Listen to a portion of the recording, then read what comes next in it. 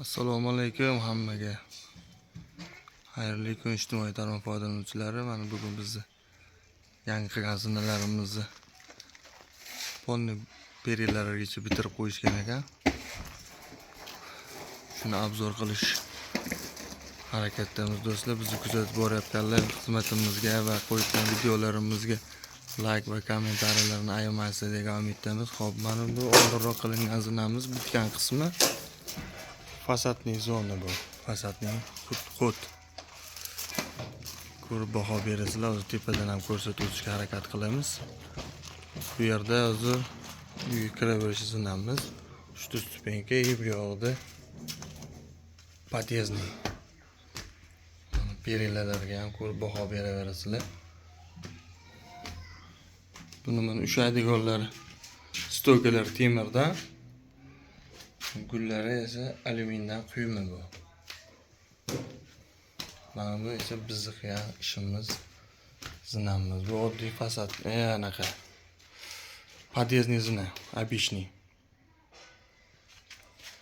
Ko'rib baho berishingiz mumkin. Zinamiz razmerlari standart 15-30 dan tushgan, eni esa 1 metr.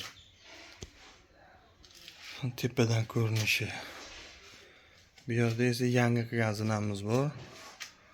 Xudo xolisa bunga ham mana shunaqa qilib perilarni qilib bitirib qo'yganlar akamiz. Uy tepadan ko'rinishi.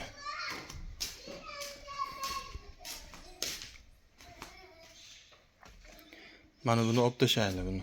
Buni olib tashlab bu yerga bitta eshik qo'yiladi. Eshikdan chiqaverishdan kichkinagina plashatka qilganmiz. Zinamizni tepadan ko'rinishi. Bu zinamiz razmerlari 17 ga 28 sm da oyoq qo'yadigan chiqqan. Pastda esa bitta aylanasi bor. Bu yerda mana beton quyish jarayoni bunga hozir betonni quyib bitirib beramiz inshaalloh. Pastdan ko'rinishlari zinamizni. Aylanlar ham xudo xolisa juda chiroyli, oyoq qo'yadiganlar ham udobli holatda chiqqan.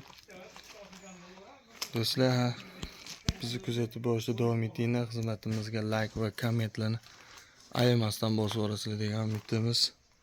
Kimda shunaqa xizmatlar bo'ladigan bo'lsa, ofitsiantning telefon raqamlari bor, bemalol telefon murojaat qilishingiz mumkin.